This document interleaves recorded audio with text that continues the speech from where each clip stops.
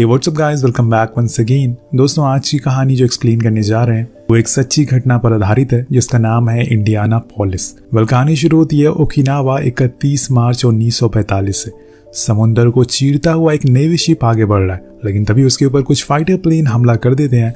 बदले में वो भी उनका जमकर सामना करता है और इसी चक्कर में एक प्लेन आकर उस शिप से टकरा जाता है, जिसकी वजह से आगे का हिस्सा काफी नुकसान होता है और इसमें कई सारे सोल्जर भी मारे जाते हैं। वहीं दूसरी ओर हम कुछ अमेरिकन ऑफिशियल को देखते हैं जो जापान में हुए युद्ध की कुछ फुटेज देख रहे थे और एक ऑफिशियल सभी को बताते हैं कि प्रेसिडेंट का आदेश है कि हम पर्ल हार्बर यानी कि जापानीज आर्मी कैंप पर एक परमाणु बम गिराएं, लेकिन उसे वहां तक ले जाने के लिए हम एयर फोर्स का इस्तेमाल नहीं करेंगे बल्कि उसे नेवी से ले जाएंगे, क्योंकि सामने वाले की नेवी की ताकत कमजोर है।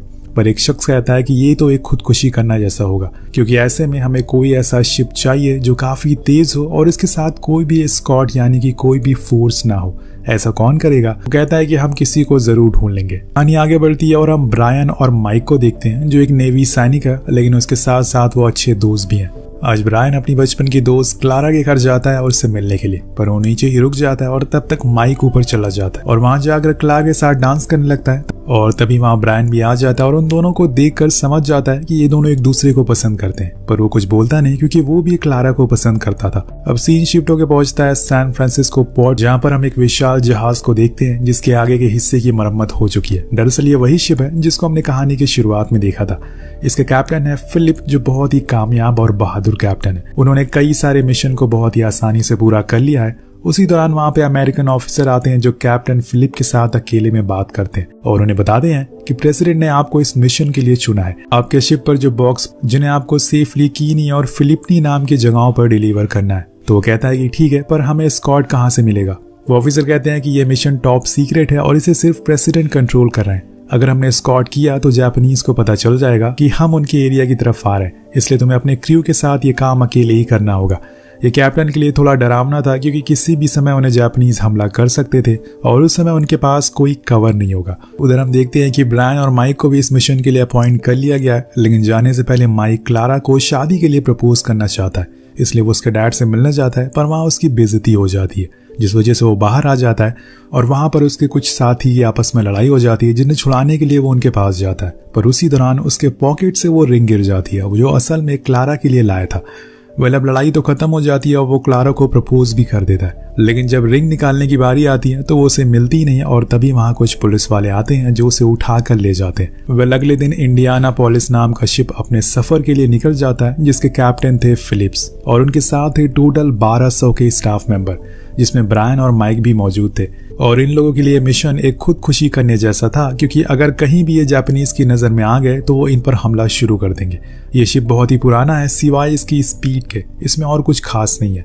यही बात कैप्टन को सता रही है। आपसे कहते हैं कि हमें दो चीजों का ध्यान रखना होगा, एक हमारी स्पीड और दूसरी जापानीज सबमरीन। इसलिए हम सबसे पहले तो जिग-जैग होकर चलेंगे ताकि वो हमारे ऊपर एम ना लगा सके, और दूसरा ये कि हमें हर वक्त चौकन्ना रहना होगा और रेडियो पर अलर्ट भी। वहीं दूसरी ओर 19 जुलाई 1945 की रात हम एक जापानीज सबमरीन को देखते हैं जो हथियारों से पूरी तरह से लैस थी, जिसके कैप्टन थे हाशामिको, जो बहुत ही चालाक हैं और इस समय वो ध्यान लगा रहे हैं जो कि वो बरसों से करते हुए आ रहे हैं। वहीं दूसरी ओर इंडियानापोलिस शिप पर सब कुछ नॉर्मल चल रहा है। कुछ ही देर बाद वो लोग अपनी लोकेशन पर पहुंच जाते हैं जहां पर वो कैप्टन दोनों पार्सल डिलीवर कर देते हैं। वो उनसे पूछते हैं कि हमें अब वापस जाने के लिए स्कॉट की जरूरत पड़ेगी। तो ऑफिसर कहता है कि तुम अपने दिमाग में एक बात डाल लो कि तुम यहाँ कभी आए नहीं थे, तुम्हारे सीनियर ने तुम्हें बताया नहीं कि ये मिशन एक टॉप सीक्रेट है और अगर तुम्हें कुछ कवर दिया तो सभी को पता चल जाएगा। कैप्टन के पास कोई ऑप्शन नहीं होता तो वो ऐसे ही वापस के लिए लौट जाते हैं, लेकिन 2 दिन बाद इनका सामना होता है घने कोहरे से और अब इन्हें आगे का कुछ दिखाई नहीं दे रहा है। इसलिए कैप्टन डिसाइड करते हैं कि वो जिग-जैग ना चल के सीधा चलेंगे ताकि वो अपनी मंजिल पर पहुंच सके। वैसे भी उन्होंने अपने सामान को तो पहुंचा ही दिया, लेकिन यही वो एक गलती कर देते हैं और उन्हें असल में जापानीज नेवी देख लेती है और समझ जाती है कि ये एक अमेरिकन शिप है। इसलिए कैप्टन हाशामी को फौरन नीचे जाते हैं और अपने लोगों को ऑर्डर देते हैं कि टॉर्पीडो को लोड कर दो और हमें उन पर हमला करना है। लेकिन वहीं दूसरी ओर माहौल बिल्कुल शांत था, क्योंकि इतने कोहरे में उन्हें कुछ दिखाई नहीं दे रहा था। उन्हें कोई आशंका नहीं थी कि एक सबमरीन उनके नीचे घूम रही है। और इसी का फायदा जापानीज उठा लेते हैं और सटीक एम के साथ लगातार 2 मिसाइल फायर करते हैं जो जाकर सीधा लगती है इंडियानापोलिस शिप पर, जिससे कि पूरा शिप तबाह हो जाता है। एक हिस्से में तो आग भी लग जाती है। सभी लोग इधर उधर भागना शुरू कर देते हैं। कैप्टन को पता चल जाता है कि दुश्मन ने ऊपर हमला कर दिया, लेकिन अब उनके पास कोई ऑप्शन नहीं है। अब इसके आगे वो कुछ और सोच पाते कि तभी एक और टॉर्पीडो आकर लगती है, जिससे कि शिप बीच वाले हिस्से में दरार आ जाती है। अब वो टूटने की कगार पर आ चुका था। अंदर जितने भी लोग थे उनमें आधे से ज्यादा जख्मी या फिर मारे जा चुके थे। और इसी दौरान हम 2 कैदियों को भी देखते हैं जो शिप में थे, जो बाहर निकलने की कोशिश कर रहे थे लेकिन निकल नहीं पाते। तभी एक आदमी आकर उन्हें चाबी देता है और उन्हें खोलता है, पर जब दूसरे की बारी आती है तो वो चाबी नीचे गिर जाती है और इतने में शिप हिलना शुरू हो जाता है। ऊपर डेक पर सारे रेडियो ऑपरेटर किसी से मदद मांगने की कोशिश करते हैं और बड़ी ही देर बाद उनका रेडियो फिलीपीन बेस से कनेक्ट होता है, लेकिन उन्हें लगता है कि ये जरूर किसी दुश्मन की चाल है और इसीलिए वो मदद के लिए मना कर देते हैं। अब कैप्टन फिलिप्स के पास एक ही चारा बचता है, वो था इस शिप को छोड़ देना। तो वो ऑर्डर देते हैं कि सभी लोग लाइफ बोट को नीचे फेंकना शुरू कर दो। शिप का पूरा ऑयल पानी में फैलना शुरू हो जाता है। उधर लोग पानी में कूद रहे थे अपनी जान बचाने के लिए, लेकिन तभी एक धमाका होता है जिससे कैप्टन फिलिप झटके से पानी में गिर जाते हैं और अपने साथियों से दूर हो जाते हैं। कुछ ही समय के बाद हम देखते हैं कि शिप बीच से अलग हो जाता है और आहिस्ता आहिस्ता पानी की गहराइयों में समा जाता है। पानी में हर जगह आग लगी हुई है, लोग चिल्ला रहे हैं, लेकिन उनकी मदद के लिए यहाँ पर कोई नहीं है। बड़ी ही देर बाद सूरज निकलता और हम साफ साफ उस मंजर को देख पाते हैं। चारों तरफ लोग जख्मी हालत में पड़े थे। जिसको जो मिला वो उसी के सारे जिंदा बचा हुआ था। 1200 में से तकरीबन 900 लोग ही जिंदा बच पाए थे और अभी तो इनका सफर बहुत ही लंबा है। अब ये समुद्र के बीच में है, यानी कि शार्क के घर में। क्या पता कब ये 900 की गिनती आधी हो जाए। यहाँ पर जितने भी लोग थे वो आपस में 2 टीम में बना लेते हैं। एक टीम को कर्नल संभाल रहे थे, दूसरी टीम को कमांडर, जिसमें ब्रायन और माइक भी थे। अब लेफ्टिनेंट ऑर्डर देते हैं कि लाइफ बोट पर सिर्फ जख्मी और ऑफिसर ही बैठेंगे, जो बाकी लोग हैं वो नीचे रहेंगे। इसी दौरान हम कुछ सोल्जर को देखते हैं जो बहुत ज्यादा जख्मी थे। उनका खून पानी में बह रहा था और इसी चक्कर में वहां पर कुछ शार्क आ जाती हैं जो बहुत से लोगों को खींचकर अपने साथ ले जाती हैं, जिससे कि वहां पर अफरा तफरी मच जाती है। ऐसे में कुछ और शार्क इनकी तरफ बढ़ना शुरू करती हैं क्योंकि आज इनकी दावत होने वाली है। उधर कैप्टन जो धमाके के बाद अलग हो गए थे वो तैरते हुए एक राफ्ट के पास आते हैं जिसमें 2 सोल्जर थे और दोनों ही जख्मी हालत में थे। एक का तो पैर उसके हाथ में था। अब ये देखकर वो फौरन उसे पेन किलर देते हैं और फिर आगे क्या करना है सोचने लगते हैं।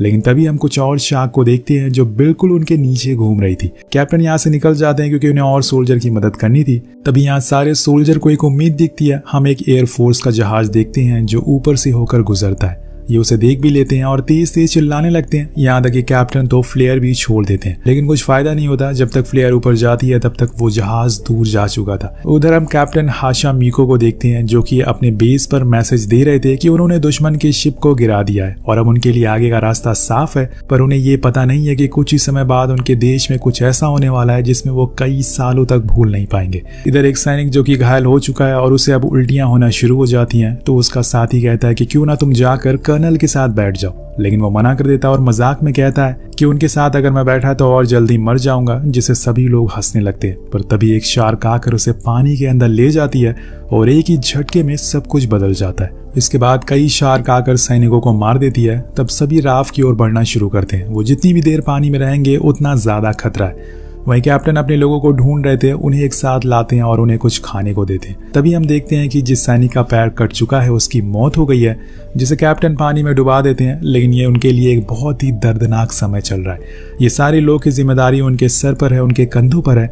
कहीं ना कहीं उन्हें गिल्ट फील होने लगता है क्योंकि आज वो अपने हाथों से उनकी लाश को पानी में बहा रहे हैं। उधर जापानीज कैप्टन को मैसेज आता है कि अब वो अपने बेस पर लौट आए क्योंकि वहां रहने का अब कोई फायदा नहीं है, इसलिए वापस लौट जाते हैं। कुछ इस तरह से इन लोगों के लिए थोड़ी चैन की सांस मिलती है। सूरज निकल आया था लेकिन अभी तक सब कुछ वैसा ही था। कोई भी इनकी मदद के लिए नहीं आया था। इनके पास जो कुछ भी खाने का था वो अब खत्म हो चुका है। अब टोटल 500 लोग बचे हुए हैं। उधर ग्रुप बी के हेड कमांडर कुछ सैनिकों को लेकर आगे बढ़ते हैं। उनका दावा था कि उन्होंने कुछ ही दूरी पर एक टापू देखा है जहां से वो मदद के लिए किसी को बुला सकते हैं, तो वो निकल पड़ते हैं। अब रात होने पर ब्रैन को हेलुसिनेशन होना शुरू हो जाता है। उसे लगता है कि सामने से क्लारा उन्हें बचाने के लिए आ रही है, लेकिन ऐसा कुछ नहीं था। माइक बहुत ही मुश्किल से उसे संभालता है। देन वो कहता है कि मैं क्लारा को बहुत पसंद करता हूँ और बचपन से ही उसे चाहता हूँ। ये सुनकर माइक को बहुत बुरा लगता है, लेकिन वो कुछ कहता नहीं। तभी अचानक से एक शार्क आती है और माइक को अंदर पकड़ कर ले जाती। लेकिन अहम मौके पर ब्रायन उसे पकड़ लेता और ऊपर खींच लेता है, लेकिन इसमें उसका पैर जख्मी हो चुका था और अब वो उसे बचा नहीं पाता। फिर जाते हुए वो उसे वादा लेता है कि वो क्लारा को हमेशा खुश रखेगा। अब ब्रायन ने ऐसा कभी सोचा नहीं था कि उसका दोस्त ऐसे छोड़कर उसे चला जाएगा, इसलिए वो वहीं रोने लगता है। लेकिन जो जा चुका है वो कभी लौट कर वापस नहीं आता। अब सुबह हो जाती है। जो लोग आइलैंड को ढूंढने के लिए गए थे वो लौट आए, लेकिन उसमें से आधे से ज्यादा लोग मर चुके हैं, जिसमें से कमांडर भी थे। और जो बचे हुए हैं उनमें भी इतनी ताकत नहीं बची कि वो खुद को संभाल सके। और तभी एक शार्क उनके राफ्ट को पलट देती है और जितने भी लोग बचे थे उन्हें भी मार देती है। अब यहाँ दोस्तों केवल 300 लोग बचे हैं और सभी को शार्क अपना शिकार बना रही है।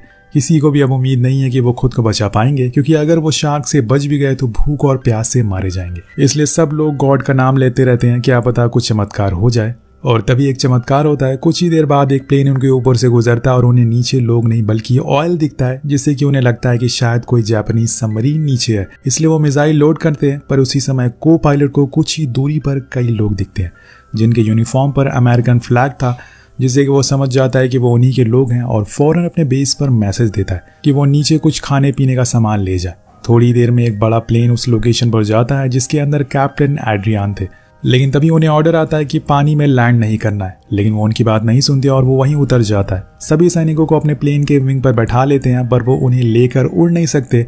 ये लोग इंडियानापोलिस शिप के हैं और उनका प्लेन दुश्मनों का शिकार हो गया। यहाँ पर तकरीबन 300 लोग हैं, इसलिए हमें एक बड़े से जहाज की जरूरत है। पर उन्हें अभी भी यकीन नहीं होता ये लोग उसी शिप के हैं, लेकिन कैप्टन उन्हें यकीन दिला देते हैं, जिसके कुछ समय बाद वहां पर कुछ शिप आते हैं जो उन सभी को बैठा लेते हैं और कुछ इस तरह से वो पूरे 26 दिनों के बाद बचा लिए जाते हैं। अब यहाँ दोस्तों 1200 में से सिर्फ 300 लोग ही जिंदा बच पाए थे। कुछ दिनों के बाद हिरोशिमा नागासाकी पर बॉम्ब गिरा दिया जाता है और सब कुछ तबाह हो जाता है, जिसके बाद जापान सरेंडर कर देता है।